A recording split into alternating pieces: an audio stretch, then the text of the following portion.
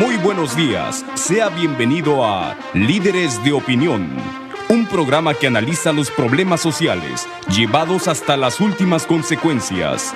Líderes de Opinión del Grupo FM.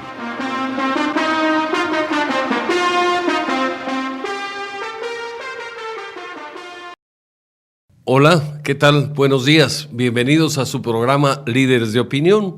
Soy Francisco Ávila Camberos, a sus órdenes, y me toca esta mañana conducir el programa. Quiero comentarles que tenemos la presencia del ingeniero Francisco Javier Ugalde Acosta. Él es investigador del Campo Experimental Cotaxtla del Instituto Nacional de Investigaciones Forestales, Agrícolas y Pecuarias. Vamos a tratar hoy temas relevantes sobre cambio climático, sobre la problemática que tiene el campo mexicano, sobre los trabajos que está haciendo el INIFAP para apoyar precisamente el medio ambiente y desde luego la producción agrícola. Y vamos a darle entonces la bienvenida al ingeniero Francisco Javier Ugalde Acosta, agradeciéndole que esté aquí con nosotros esta mañana. Ingeniero, bienvenido. ¿Qué tal, ingeniero? Buenos días. Es un gusto tenerlo nuevamente aquí, ya es la segunda ocasión que nos visita, y quisiera, para que nuestros amables radioyentes conozcan un poquito más sobre lo que es INIFAP, que nos comente cuál es la función primordial del INIFAP, ingeniero. Bueno, para la sociedad en general, la institución se dedica a generar tecnología, básicamente en la cuestión agrícola, pecuaria y forestal. El desarrollo tecnológico que ha hecho por más de 50 años va enfocado a aumentar rendimientos, tanto en los cultivos, como en el manejo de la ganadería, como en el manejo de las plantaciones forestales. Sin embargo, ahora con muchos factores medioambientales, nos está ocasionando que tengamos que atender problemáticas que tienen que ver con el clima, que tienen que ver con la contaminación de los suelos, que tienen que ver también con la contaminación del agua, y todo esto pues involucra a la sociedad en general, no solamente a los productores del campo. Yo creo que responsables del medio ambiente, del clima, somos todos, ¿no? Así es. En este caso es una labor importante la que hacen ustedes, es una preocupación que deben tener en cuenta las personas que se dedican a la agricultura, pero creo que las personas que nos dedicamos a otra actividad también tenemos que tener una responsabilidad sobre este tema, porque hay que contaminar menos, hay que producir menos basura, hay que usar menos el automóvil, hay que ver que el automóvil esté bien afinado para evitar que esté contaminando de más, hay que pues cambiar actitudes si es que queremos tener un planeta con mayor sustentabilidad y desde luego con menos enfermedades. Normalmente cuando hay efectos en el medio ambiente, efectos nocivos, pues viene la contaminación, viene pues hasta enfermedades que el ser humano padece. En México, por ejemplo, vemos a cada rato tiene que estar con problemas de suspender algunas actividades para que la gente no se enferme, sobre todo cuando los niveles de contaminación exceden a ciertos parámetros.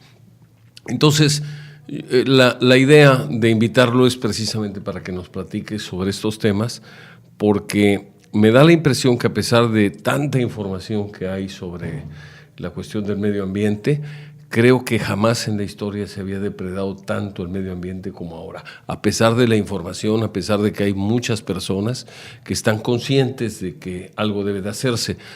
Sin embargo, yo creo que esa información que muchos conocemos a lo mejor no ha logrado mover conciencias. Y si queremos tener un planeta más saludable y por lo tanto tener a la humanidad más libre de enfermedades, tenemos que voltear los ojos otra vez hacia el medio ambiente y tratar de hacer lo necesario para poder preservarlo de manera adecuada. Pero entremos en materia, ingeniero, si le parece bien. ¿Qué es lo que podemos hacer concretamente para conservar el medio ambiente, para evitar el cambio climático? Porque tengo entendido que el cambio climático puede afectar severamente la producción agrícola, y si se afecta la producción agrícola, pues podemos tener algunos problemas en cuanto a la alimentación. Así es. Bueno, entendemos que el problema del cambio climático se está generando principalmente por las actividades humanas que hemos provocado, cuando menos en un siglo, Sí. el aumento en la emisión de gases de efecto invernadero sobre pues, la atmósfera o la parte superficial, que es la troposfera, pues ahí es donde se empieza a ver ese calentamiento global y por lo tanto ocasiona cambios en el clima. Ahora, cuando hablamos de cambio climático tenemos que tener un comparativo.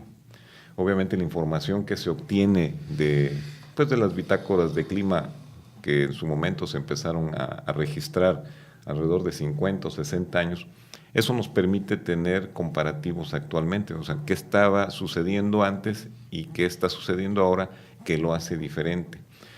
Obviamente, pues hay muchos expertos en la materia del cambio climático, hay inclusive un grupo a nivel mundial que se encarga de dar seguimiento a todos esos cambios a nivel atmosférico, pero particularmente nos vamos a concentrar en México y nos vamos a concentrar también en lo que es nuestro estado de Veracruz.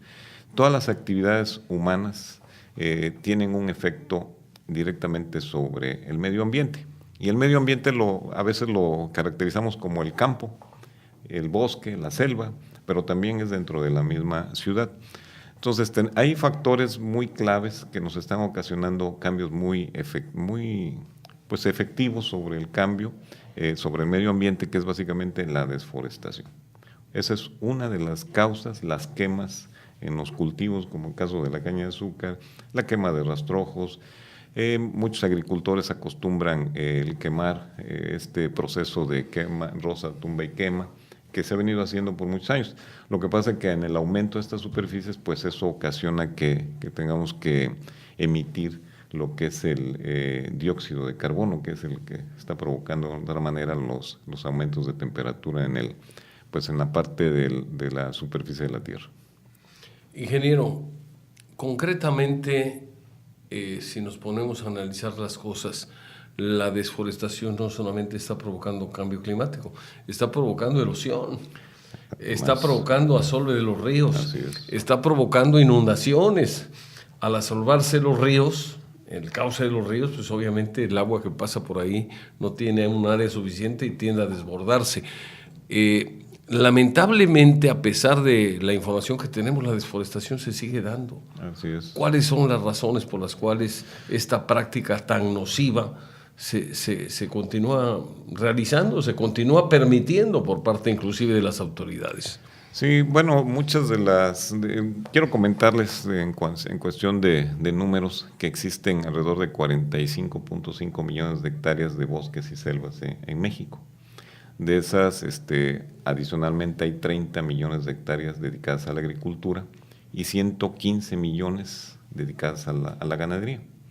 Sin embargo, bueno, ya tanto la agricultura como la ganadería ya son terrenos abiertos, pero los bosques y las selvas, pues de una u otra manera hay que cuidarlos porque son los que capturan el carbono, que eso es importante para la cuestión si estamos emitiendo dióxido de carbono, pues los árboles o todos los vegetales que están de manera tranquila, por decirlo, en el bosque, están trabajando, están capturando ese carbono, pero si lo tumbamos y lo quemamos, pues ya no podemos capturarlo y aparte estamos emitiendo.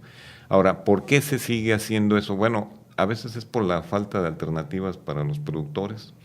Quieren abrir más áreas a la agricultura, a la ganadería, porque de una otra manera tienen que buscar ingresos económicos. Pero sí es bien cierto que si esto no se detiene, bueno, más adelantito vamos a comentar sobre cuántas hectáreas se necesitarían para capturar el carbono mundial, e inclusive aquí en México. Pero esto está ocasionando lo que mencionó usted al principio, la erosión de los suelos. Hay trabajos que tenemos ya determinados aquí en Veracruz, que una hectárea que ha sido desforestada y que se abre al cultivo en los primeros años, en una temporada de lluvia puede perderse alrededor de 200 a 300 toneladas de tierra aparente de una sola hectárea. En una sola hectárea. Vamos a ir, ingeniero, a una pausa. Regresamos en un momento más a su programa Líderes de Opinión. No se vaya, quédese con nosotros. Está muy interesante el tema y estamos hablando sobre cambio climático con el ingeniero Francisco Javier Ugalde Acosta, investigador del Campo Experimental Cotazcla. Continuamos con su programa Líderes de Opinión y estamos entrevistando esta mañana al ingeniero Francisco Javier Ugalde Acosta. Eres investigador del campo experimental Cotaxtla. Estamos hablando sobre el cambio climático. Adelante. Bueno, uno de los temas también importantes que hay que resaltar cuando estamos hablando de cambio climático son las actividades agrícolas, pecuarias y forestales, particularmente la agricultura y ganadería, que son las que de una u otra manera están generando economía. El campo genera alimentos que provee a la sociedad, también da empleo. Estamos hablando de un poco más de 24 millones de habitantes en las zonas rurales que viven de eso. Los problemas que se ocasionen por un aspecto ambiental va a perjudicar la economía de esas comunidades, pero también va a ocasionar la baja cantidad de alimentos que se puedan producir. En los trabajos que se han hecho, que son modelos de simulación sobre qué puede pasar si hubiese algún cambio principalmente en las temperaturas, en el medio ambiente, cómo pueden afectar hacia la agricultura. Particularmente en el caso de los cultivos más básicos que tenemos en México, que es el maíz y frijol, que pues, prácticamente eso depende de la alimentación de los mexicanos, un aumento en las temperaturas, por ejemplo en el caso de maíz, que coincida con temperaturas arriba de 38 grados durante la polinización, ocasiona que el polen no se forme correctamente. Mucha gente podrá ver algunas mazorcas o algunos elotes que les faltan granitos y la gente dice, pues que está chimuelo. Bueno, es porque hubo alta temperatura y el polen no se pudo formar correctamente, porque es una cuestión de índole hormonal. Esos cambios en la temperatura pueden afectar no solamente al maíz, sino a la gran mayoría de los cultivos. Ahora, las temperaturas a veces no vienen solas, las altas temperaturas, sino que pudieran darse problemas de sequía, que eso prácticamente todo mundo ya lo ha padecido. Aquí en la zona centro de Veracruz, que es donde prácticamente el campo Cotaxtla ha hecho trabajos, tenemos desde hace 3 años algunos módulos donde detectamos esos problemas de sequía en el caso de maíz, pero también ponemos los testigos, o sea, qué está afectando y qué podemos hacer.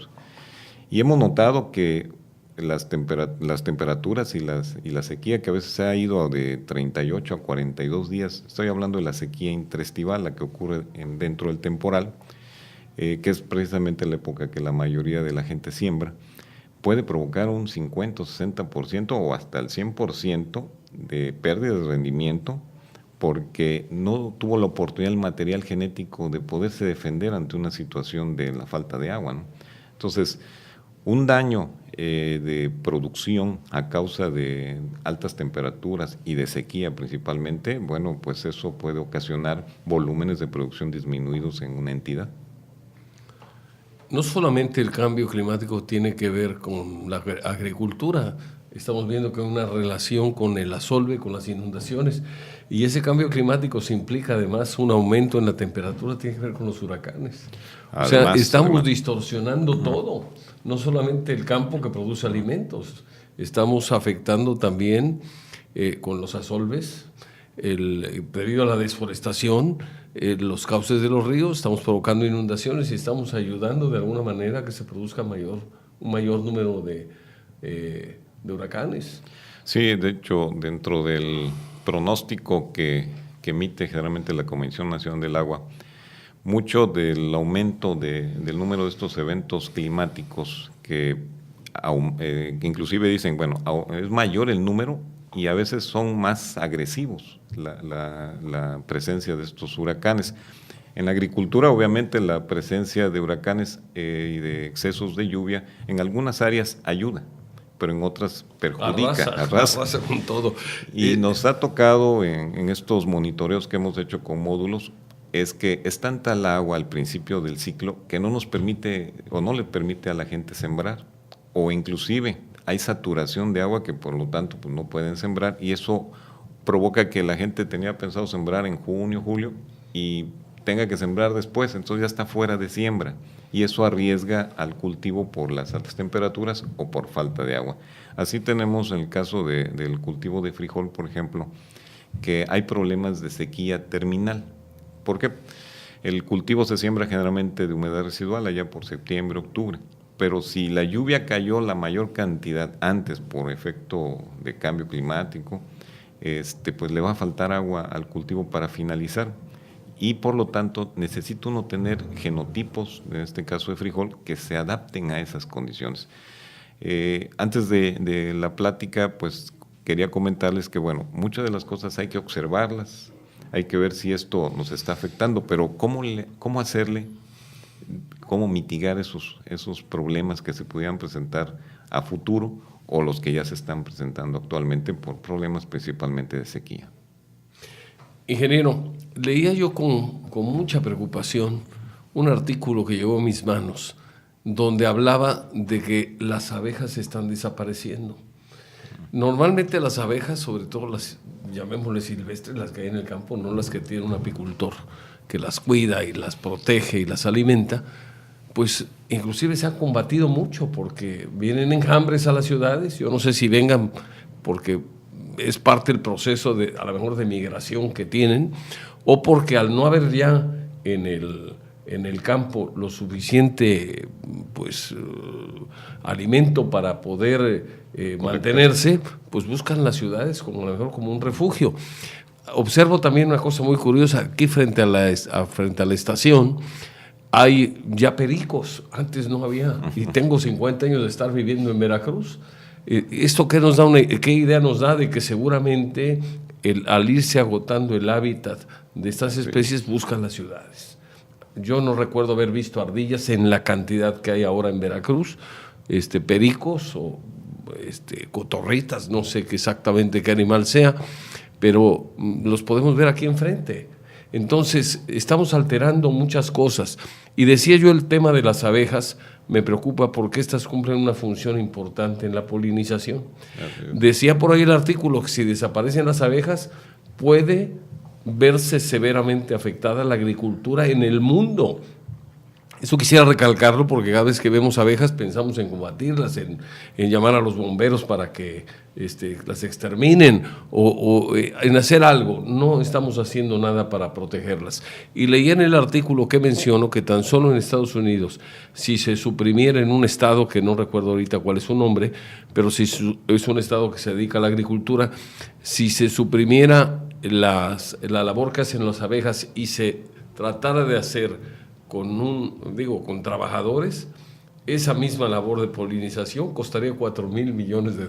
Así es. De hecho, aquí en México, más de 200 especies vegetales requieren de la polinización de las abejas, y eso es para la producción de alimentos, y 80 de algunas especies necesitan de la polinización, y son 80 especies para fines de bienes de servicio, cosas que probablemente no las consumimos, pero que utiliza el ser humano.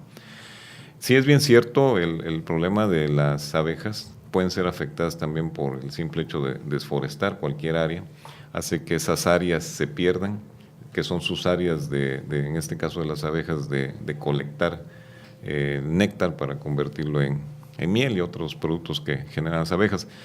Si no tratamos de evitar precisamente pues el deterioro del medio ambiente, las abejas, como de otra manera, van y buscan en donde están las flores. Si estamos afectando, seguramente eso vamos a afectar finalmente en la producción de alimentos. Sería terrible, ojalá eso no suceda. Vamos a ir, si le parece bien, a una pausa y regresamos en un momento más a su programa Líderes de Opinión. El tema está muy interesante, creo que esto tiene que mover conciencias. No se vaya, quédese con nosotros, regresamos en un momento.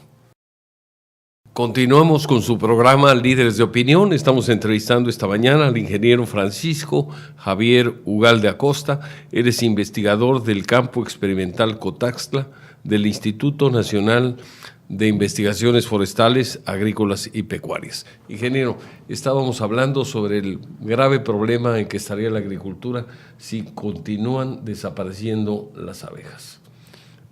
Bueno, tenemos que evitar que los movimientos de cambio de uso de suelo principalmente pudieran limitar el acceso de las abejas a estas áreas. ¿Qué hacer? Porque generalmente las abejas pues andan en forma libre. Los apicultores que de una otra manera manejan esto con un propósito comercial, tendrán que hacer sus propias zonas de abasto, tendrán que sembrar las especies. Si particularmente están produciendo una miel muy específica, tendrán que proveer de esas especies a sus apiarios y no estar esperando que en otras áreas puedan establecer, porque están sujetos a cambios de uso de suelo. Lo que comentó de la economía, sí, en Estados Unidos y en Europa manejan bastantes millones de dólares o de euros si dejara de haber el movimiento de las abejas haciendo estas acciones de polinización. Ahora, lo que sí es importante hacer aquí en Veracruz es que tenemos muchos climas diferentes. Eso también provoca que las especies vegetales se comporten de diferente forma. Por ejemplo, si el maíz florea en una temporada, para las abejas es una sección que pueden recurrir.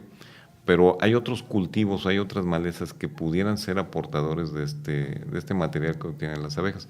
Los que se dedican a esta actividad van a tener que hacer una planeación de sus áreas para aportar este tipo o seguir produciendo la miel para sus negocios. Leía por ahí que también hay otro sistema que tiene que aplicarse y consiste en que cuando las flores de donde extraen la miel escasean, pues hay que alimentarlas temporalmente con otro producto, sí, para que no se mueran. Así y puedan de esa manera en el ciclo siguiente continuar haciendo esa labor tan importante para la agricultura. Sí, de hecho, hace ratito mencionaba usted del movimiento de las abejas. Pues tenemos el problema de las abejas africanizadas, que realmente por su característica empiezan a migrar. Entonces, por eso a veces tenemos aquí en las ciudades este tipo de de enjambres, básicamente. Y bueno, ellas, en el momento en que no encuentren alimento, pues se van a migrar más fácilmente y no va a ser fácilmente controlable por los que se dedican a la apicultura. Ingeniero, observo algunas otras cosas y quisiera escuchar su opinión. Ahora, por ejemplo, estamos en marzo y las hojas de los almendros apenas están cayendo. Están apenas mudando. No sé si está bien la temporada, porque esto normalmente era en noviembre, diciembre. Ahorita observamos que en marzo apenas están cayendo y están cambiando hojas los almendros, que tenemos muchos en Veracruz. Esa es una situación. Y otra situación que me he dado cuenta es que la floración del café del año que pasó fue 2 o 3 meses después de que debió de haberse llevado a cabo. Esto hizo que ahora haya 2 floraciones y esto genera seguramente para las plantas una sobrecarga de trabajo. El tema es que hay café verde y hay café muy maduro. Y lo más grave del asunto es que todavía no acaba la cosecha y ya viene la flor nueva. O sea, se está empatando fruto con floración. Y esto habla pues de un desorden que debe de haber, donde debe de haber orden. Entonces, esto creo que puede afectar también severamente la agricultura. Sí, esto es efecto de las temperaturas. Lo que menciona en el caso de una planta ornamental como es el almendro, ya se ha presentado en otras ocasiones, y esto es generalmente por las temperaturas frías, ha ocasionado que se alargue su periodo y que generalmente hay un cambio o renovación, no ocurre en el momento que ya estaba caracterizada, en este caso para la especie esta. Hay un tema que se llama la fenología del cultivo o la fenología de la especie vegetal, donde se estudia cuándo florea, cuándo produce los frutos, cuándo se cosecha, pero eso puede ser afectado principalmente por la temperatura. En el caso de café, sí, es una clara situación. La cosecha se está prácticamente como por etapas y eso ocasiona, bueno, probablemente para algunos les convenga, pero para la gran mayoría no. Entonces, si hay un problema ya de que está la etapa de floración ya por iniciar todavía con la etapa de proceso de cosecha, pues eso va a afectar de una forma al árbol y va a traer consecuencias en su producción en el siguiente ciclo. Dentro de los temas que usted preparó para esta plática, hablaba de que hay unos sistemas que se llaman agroforestales y que pueden ser la alternativa para mitigar me imagino, mitigar el cambio climático y desde luego para continuar produciendo alimentos, bienes y servicios. ¿De qué forma puede aplicarse esto Bueno, esta es una práctica que vendría siendo la más apropiada para poder contrarrestar los efectos del cambio climático, para el secuestro de carbono y crear sumideros de carbono. El sistema agroforestal que nosotros hemos probado aquí en las regiones se llama Tanguía, así en forma castellanizada lo describimos así, pero es la asociación de árboles de crecimiento rápido o árboles que son endémicos de la zona asociado con cultivos. De una u otra manera, un árbol cuando está creciendo está capturando carbono que lo convierte pues en biomasa, lo que es el árbol, las ramas, las hojas, y eso ayuda desde un punto de vista en la cuestión de lo que estamos generando de dióxido de carbono y le permite ayudar en este caso al medio ambiente. Ahora, no podemos decir que los árboles van a hacer todo, porque cuando ya llegan a su etapa madura, pues prácticamente detienen su proceso de secuestro de carbono. Y para que tengan una idea, un árbol ya maduro, el 50% es carbono. Pero también cuando él está en el día absorbiendo dióxido de carbono, por las noches también regresa gran parte de lo que capturó. Pero bueno, es una forma y paralelamente podemos sembrar cultivos asociados. Esto requiere de un arreglo que nosotros llamamos arreglo topológico. No es otra cosa que acomodar los árboles en una posición y en otra los cultivos, de tal manera que no se hagan competencia uno y a otro. Y en las etapas de crecimiento de los cultivos, inclusive de los árboles, podemos producir alimentos, podemos generar riqueza y al mismo tiempo estar capturando carbono. Tenemos este sistema de maíz y frijol, inclusive dentro de este sistema agroforestal, incluimos otro que se llama el sistema de cultivo compuesto, donde estamos reduciendo el uso de insumos, estamos aprovechando la mayor cantidad de luz posible de acuerdo a un arreglo de las plantas. Eso ayuda, pero desde el punto de vista rentable, ya estaríamos hablando de la agricultura o del sistema sustentable. Ingeniero, le vamos a hacer una pregunta ahorita, pero nos va a hacer el favor de contestarla después de una pausa. La pregunta concreta es si toda esa tecnología, todas esas investigaciones que ustedes están haciendo y que están llevando a estas conclusiones funcionan. Creo que puede ser la solución a los problemas que tenemos en México, pero la pregunta clave aquí es ¿qué tanta difusión tienen? Porque a lo mejor son tecnologías que permiten resolver problemas, pero una gran parte de los campesinos o de los agricultores a lo mejor no lo conocen. Ese creo que es un reto a vencer. Regresamos en un momento con su programa Líderes de Opinión. Continuamos con su programa Líderes de Opinión. Estamos entrevistando esta mañana al ingeniero Francisco Javier Ugalde Acosta, quien es investigador del campo experimental Cotaxtla del Instituto Nacional de Investigaciones Forestales, Agrícolas y Pecuarias. Ingeniero, concretamente, si hay esa tecnología, si hay esos avances, si hay esos conocimientos, si esa es la solución a algunos de los problemas que tiene el campo y el medio ambiente, ¿cómo hacerle para que esos proyectos, para que esos estudios que se han hecho puedan aterrizarse concretamente y los campesinos o los agricultores los puedan implementar para poder lograr esa transformación que está haciendo falta? Bueno, obviamente cuando el instituto desarrolla tecnología, que en este caso es la generación, después viene una etapa que vendría siendo la validación, demostración y finalmente la transferencia. Esta última etapa requiere de apoyos para los productores, requiere de que esto se promueva, que se sumen aliados, que traten de que estas tecnologías verdaderamente pueden ayudar desde el punto de vista económico, desde el punto de vista social, pero también en el aspecto del medio ambiente. Abundando un poquito más en este sistema de producción agroforestal, pueden producir madera en determinado tiempo considerando especies de rápido crecimiento. Pueden producir cada 3 meses cultivos, que en este caso pueden ser básicos, o pueden sembrar otro tipo de especies, pero compartiendo el mismo espacio. Eso le llamamos eficiencia relativa de la tierra. ¿Qué quiere decir? Que si un productor tiene 1 hectárea, con este sistema se puede convertir en el mismo tiempo en 1,5, 2 o 2,5 hectáreas. Eso representa ingreso económico.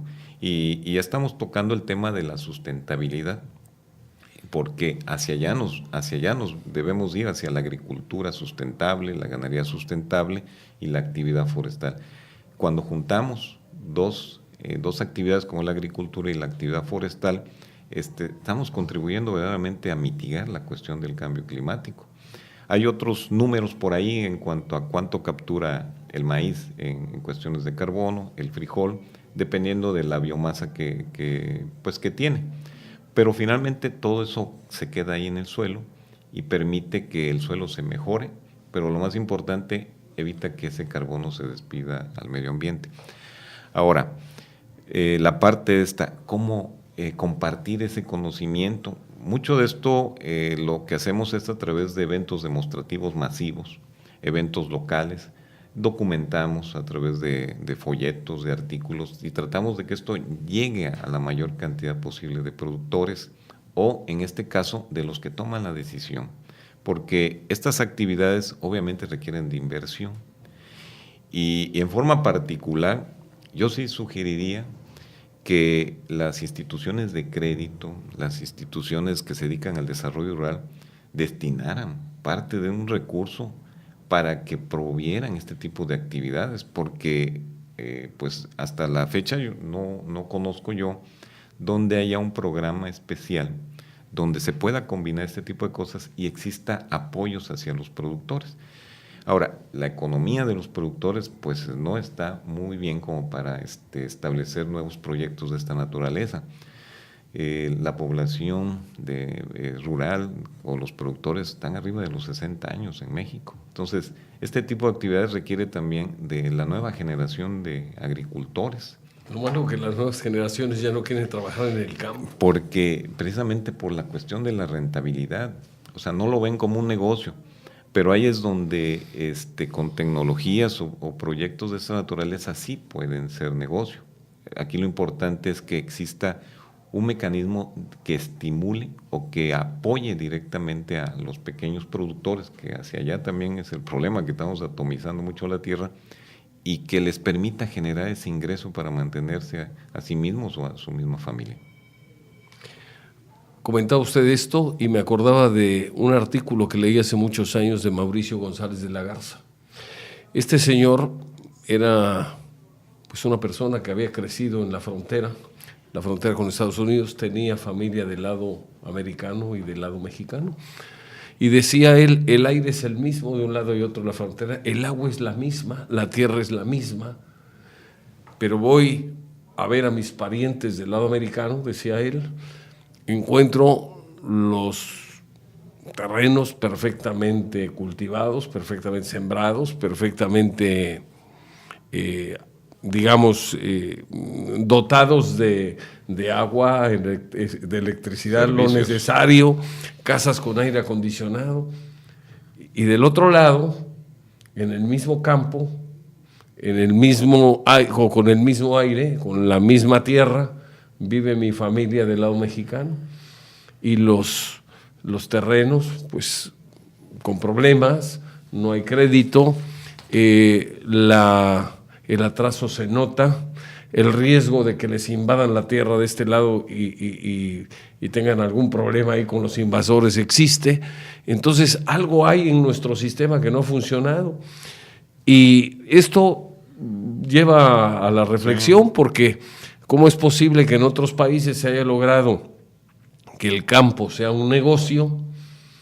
Tan es negocio que contratan mano de obra mexicana para poder cultivar allá, porque es un trabajo rudo y pagan bien a los mexicanos, por eso es que se van para allá, a pesar de la discriminación, a pesar de los problemas que tienen que pasar para cruzar la frontera, que no conocen las leyes, no conocen el idioma, van para allá. Y aquí nosotros no tenemos presupuesto, el riesgo de las invasiones, aunque ha venido disminuyendo, pero en algunos casos y en algunos estados existe. Y aquí estamos con muchos problemas y la gente no quiere trabajar en el campo. Entonces, como que hay que revisar a fondo las políticas que se manejan por la parte gubernamental, como que hay que también cambiar un poquito, mover conciencias para que la gente entienda que si nos olvidamos del campo, pues simplemente vamos a ser dependientes del extranjero para poder comer, porque vamos a tener que importar todo. El problema es que ahora no tenemos petróleo. Antes pagábamos alimentos con petróleo, ahora no tenemos petróleo. Entonces la situación está complicada y por lo tanto creo que tenemos que ponernos todos los mexicanos, autoridades, empresarios, campesinos, agricultores, comunicadores, investigadores y público en general, tenemos que ponernos las pilas. Vamos a ir a una pausa y continuamos. Continuamos con su programa Líderes de Opinión. Estamos platicando esta mañana con el ingeniero Francisco Javier Ugalde Acosta, que es investigador del Campo Experimental Cotaxtla del Instituto Nacional de Investigaciones Forestales, Agrícolas y Pecuarias. Estamos hablando sobre agricultura, sobre cambio climático, sobre alimentos. Es un tema amplísimo, pero para ir aterrizando ideas, ¿qué tiene de importante? Quisiera que aquí nos lo comentara, el uso de abonos verdes y también la cuestión del agua, que hay que tratar de conservarla para estar en condiciones de poder pues utilizarla para la agricultura y poderla llevar a las ciudades para que pueda satisfacer las necesidades de una población pues cada vez más grande, que además sigue creciendo. Así es. Bueno, en base al último comentario que hacía usted, muchas de las naciones que consideramos como prósperas y que están en el primer mundo, no están solas, consideraron al sector rural también en el aspecto del mejoramiento y el progreso económico. O sea, no lo dejan ahí abandonado, sino que crecen en forma paralela. Y de esto pues tendríamos que ver esto también en nuestro país. Ahora, bueno, ahorita México importa el 43% de sus alimentos. Y se estima que para el 2030 ande como en 80% si no hacemos algo en cuestiones de productividad por hectárea. En el caso del agua, que también es un punto que también es afectado por el medio ambiente, para producir más o en ciclos donde no dependamos del temporal, requerimos de agua. Los excesos de agua con los sistemas de riego anteriores, como son los rodados, inclusive algunos de aspersión, pues generan mucho gasto de agua. Necesitamos hacer la agricultura de más precisión, en este caso con sistemas de riego presurizados, donde el uso del agua se puede reducir desde el 70 hasta 80% y que eso permita mejor calidad del producto. En México, voy a mencionar un pequeño dato, nos gastamos por persona más o menos cerca de 2,000 metros cúbicos para diferentes actividades. En el caso del uso agrícola, se extraen 77 billones de metros cúbicos de pozos para la agricultura, independiente de la que se toma de las aguas superficiales.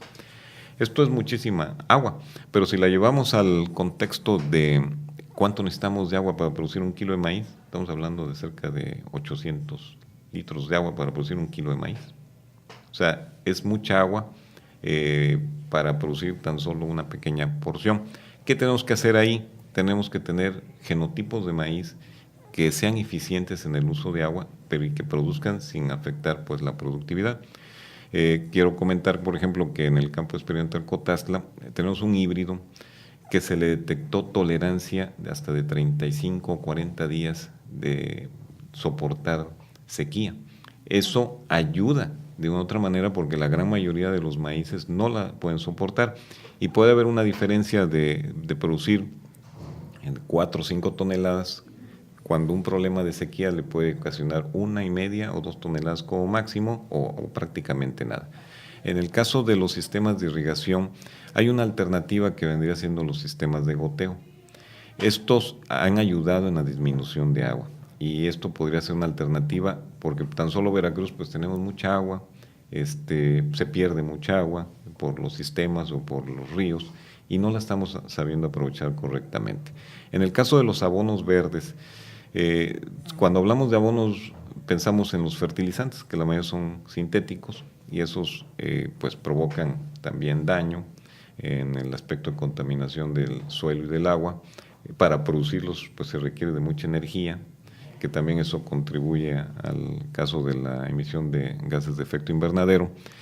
Y bueno, los abonos verdes vendrían siendo las plantas, las leguminosas, que nos proporcionan, en este caso tienen la habilidad de fijar el nitrógeno atmosférico en el suelo. Y eso aporta nitrógeno que permitiría al próximo cultivo utilizarlo, pero también capturan el carbono.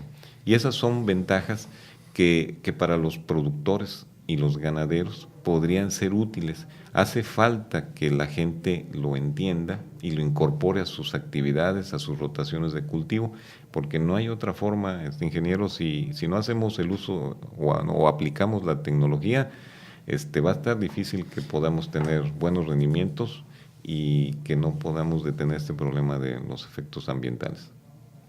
Yo creo que tenemos aquí varios retos. Seguir haciendo conciencia, Sí. seguir difundiendo las ventajas de, digamos, todos los experimentos que ustedes han hecho y que han dado resultado para lograr ciertos cambios, para mejorar la agricultura, para mejorar el medio ambiente, para disminuir el consumo del agua. Todo eso tenemos que hacerlo, sobre todo porque no tenemos mucho tiempo. Usted hablaba de que ahorita estamos importando el 43% de los alimentos que consumimos, una cifra altísima. Esto nos vuelve dependientes de otros países. Cuando un país pierde la soberanía alimentaria, pues está perdiendo el rumbo, está perdiendo todo y está en un grave riesgo. Yo creo que es una situación inclusive que debía de verse desde el punto de vista de seguridad nacional.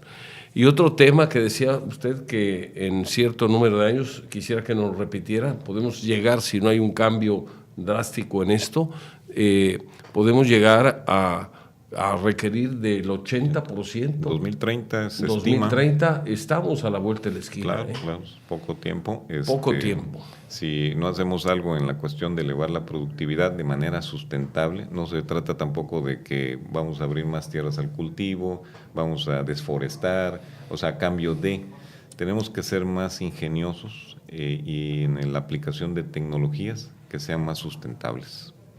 Preocupante, pero bueno, aquí están los planteamientos, aquí están los retos. Ojalá las autoridades hagan su papel, las instituciones de investigación también puedan tener la oportunidad de difundirlo. Creo que este programa cumple con esa función, pero tiene que hacerse una promoción más intensiva, en mi opinión.